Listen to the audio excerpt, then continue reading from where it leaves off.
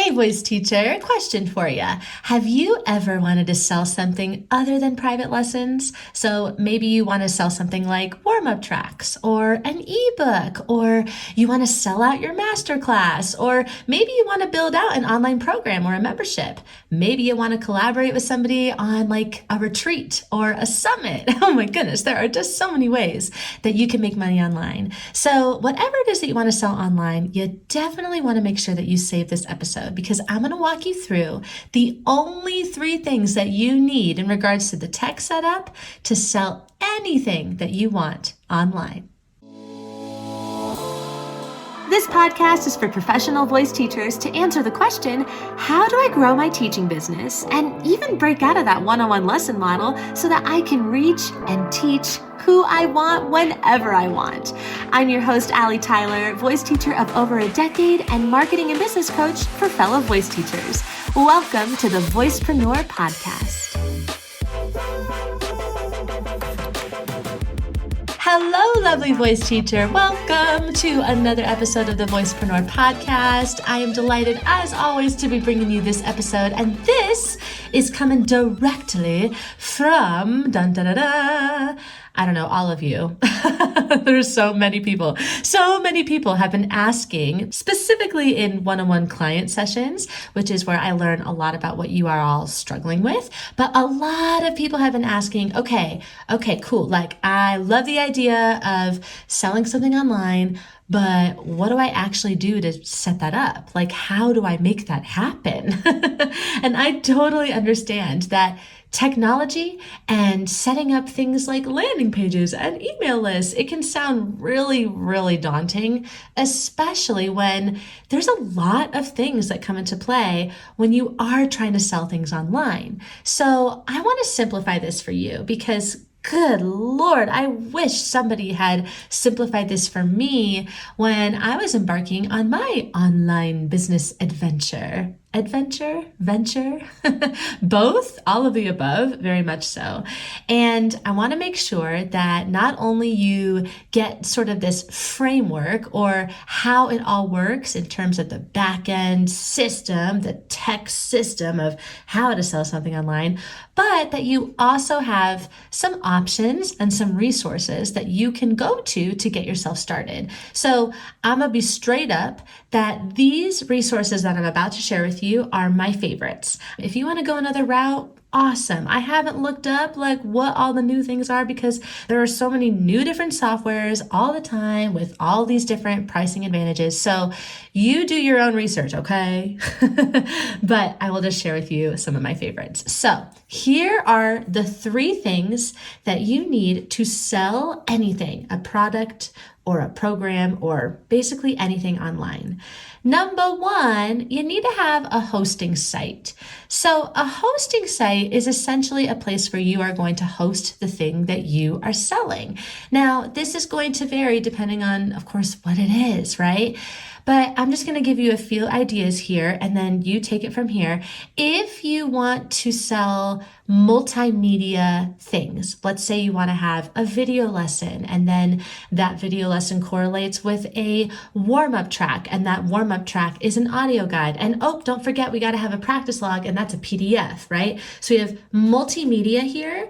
If you have something like that, then you want to look at something that is a password protected page.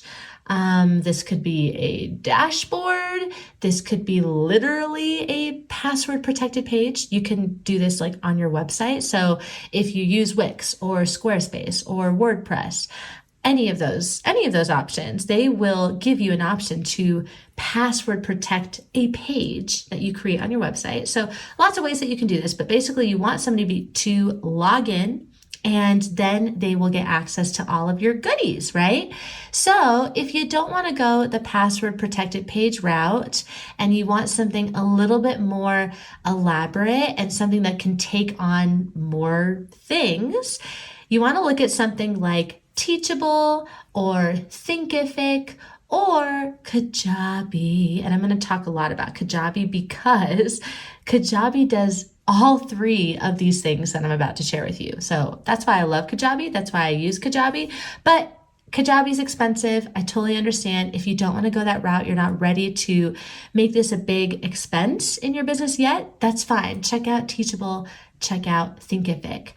And if not those, check out things like that. You just want to make sure that you have that hosting site all set up and that it does all the things that you want it to do. Okay, so that's number one. Number two, we have your pages. This is not to be confused with your website. This is where things get really fun. For some reason, we all think that, well, not for some reason, it makes perfect sense, but we all think that websites are what we need to be focusing on when we sell something. So we automatically think, oh, I need to add this to my website and I need to sell it on my website. Oh, maybe I should just rebrand my whole website. And everything kind of revolves around this website. And I'm not saying that your website isn't important. It definitely is. But what if I told you it was not necessary? I almost said necessarily necessary. It is not necessary to sell whatever it is that you want to sell. What you need instead of a website are pages. Subtle difference here. So what you can think about when you think about pages, it's a very, very simple difference, is that pages don't typically have a navigation bar up top. So yes, there are website pages, right? We have the pages that you build on your website. And when you build a website, you will see that you have a navigation bar up top that says home, services, about, blah, blah, blah, right? We know that. But with pages, it doesn't have that navigation bar.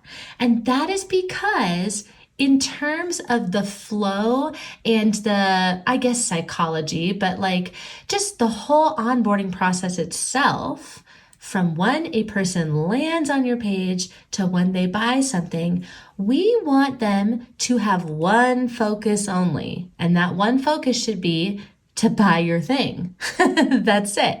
So when we have a navigation bar up top, we are actually inadvertently distracting them. We are saying, hey, yeah, I'm selling this thing, but you could also check out my homepage if you want. And if you want to read a little bit more about my other services, you can. And then bada bing, they get lost on our website and they don't actually click the buy now button. That's not always true. It totally depends on your audience, but I would say in general, the less options that you give somebody, the better. That is just how marketing and business works. So that means, unfortunately, we have to pay typically a little bit extra to either get rid of that navigation bar somehow within your chosen website hosting platform, whatever that is, whether that's coded or I don't know, maybe it's a feature. It totally depends. But the other way that you can do it is that you actually go through a separate company that does this exact thing. So this would be something like lead pages. Now, I really like lead pages. And again, I'm putting a Kajabi aside because Kajabi also does that. And Kajabi is what I use. But if I wasn't using Kajabi and I was using something like lead pages, I would prefer to do this because you get so much out of this. You get the analytics, you get the funnel. It's landing page, sales page, thank you page, and then maybe a couple others after that, such as a registration page. Again, it depends on what it is that you're selling. So it is up to you if you want to start with a landing page or a sales page. Sales page is what you're going to sell, make money from, and actually have that payment transfer, which also means that it is going to typically integrate with something like Stripe or some sort of back-end payment system. Typically landing pages do that. That's why you do something like lead pages. So if you do a sales page, awesome. Make sure that you have a thank you page attached to that. So that's really it in terms of the pages. Now let's move on to the third and final thing, which are your emails. Okay. If you are in the B2C world, especially when I say B2C, I mean business to customers or clients, not B2B, which means business to business. So if you ever hear those things, B2C or B2B, that's what those mean. If you are a B2C, especially, email is so important and effective for you. Why? Because email builds trust with your ideal audience. It filters out who is even in your ideal audience in the first place, because your following is definitely going to be different than your ideal audience, right? And so when they subscribe to things, they immediately sort of curate themselves. And that builds trust immediately. You get to build trust with them, knowing they're your peeps, and they get to build trust with you, knowing that you're going to help them because they're your peeps, right? If you want to grow and scale, you need to have it. So let's talk about it. What this basically means is that you want to have an email platform, email marketing platform, not Gmail. Gmail is different. Gmail is like for your personal inbox. I'm talking about specifically things where you are sending out like newsletters and broadcasts and sequences, right? They trigger emails, you can schedule emails, and they blast out to different tags and different lists. You've probably heard about this before. We just want to make sure that you are totally set up in that department. That's what we mean when we say automated emails. Now, how is this set up in the big picture here? Now that you know what these three things are, you've got, again, your hosting site, your pages, and your emails. Okay, here's how it's going to look. We have your hosting site as the final product, right? It is the end result. It is where your thing lives.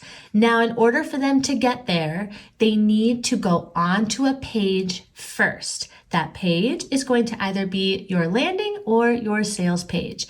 I guess if we're talking about selling, it's going to be your sales page. So it's your sales page, right? So they need to go into your sales page first. Then, of course, there needs to be some sort of integration where it's connected with something like Stripe, which again, if you do something like Lead Pages or Kajabi, it will do that. That is part of its thing. And then you just want to make sure that there's a thank you page. Oh, I did forget one important thing here because we are specifically talking about a sales page.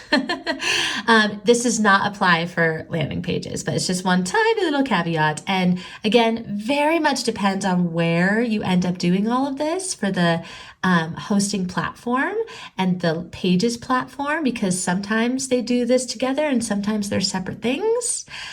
Is a checkout page. A checkout page is typically something that happens right after they click on the sales page. So they're taken to that checkout page where they put in their credit card information. And then oftentimes, if they have some sort of login, that's where they create their password. And then they are taken to a thank you page. After this happens, this is where the emails come into play. Now, this very much depends on what you've done as a launch before that. I don't know what your experience is with sending out emails and broadcasts and like what your relationship is with that. So if you have been doing that, heck yeah, awesome. All you would be doing at this point is creating post-purchase emails, right? Because you've already warmed them up with your emails prior to that. So post-purchase emails are basically emails that are sent after they have bought something. And all this really means, it could be whatever you want. It could just mean, hey, how's it going? Just wanted to check up on you and see how you're doing. And then maybe a month later, hey, just wanted to make sure you're doing okay. Like, that's all it needs to be, right? It doesn't need to be crazy. Unless you want it to be. Maybe your program is something where it's weekly and you need to have and want to have weekly emails. Like, that is up to you, my friend. But having emails that are sent after someone buys something from you is nice because, again, this is how you are building trust with them. Now, the emails before you sell to them are equally, if not more important. So we can talk all the live long day about an email launch strategy. And we actually do dive way deep into this with templates and things to say inside of the Voicepreneur program. So if you want to join us in there, that is something we are absolutely covering.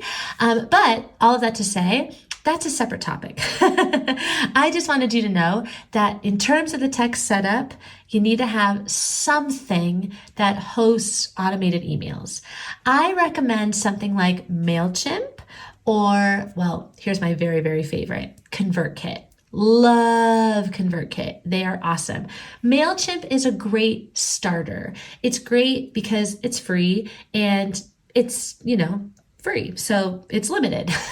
There's only, so many tags and so many sequences or whatever that you can do on MailChimp. And it's a little bit clunky, but it is great if you just want to get started and you are selling your very first thing. If, however, you have, let's say, kind of an elaborate launch strategy, or you have multiple lists, or you want to up level your business, then definitely check out ConvertKit. Love ConvertKit. If you are going the Kajabi route, you are invested, then it does that for you. Yay, Kajabi. Kajabi is great because, like I said, it does all three. It is expensive, but when you actually kind of add up like all of the separate things, it's almost equal, if not equal, to what Kajabi would be. And Kajabi is just a lot cleaner. So personally, I recommend Kajabi if you want to go that route, but I totally understand if you're not ready for that yet.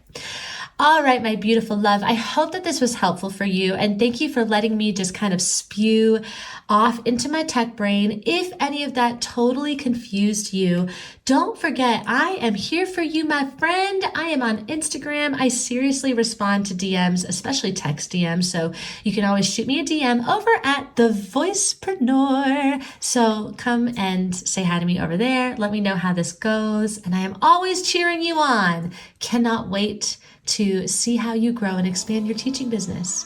And my little plug, the Voicepreneur program is open for you. If you want to learn more about what that actually is, go and check out that free training on how to build passive income, because that actually talks a lot about the system that we use and follow inside of the program, because this is all about breaking out of that one-on-one lesson model. So if that's you and you want to break out, check out the links inside of the show notes. Have a wonderful rest of your day. I can't wait to hear how this goes, and I will catch you in the next episode.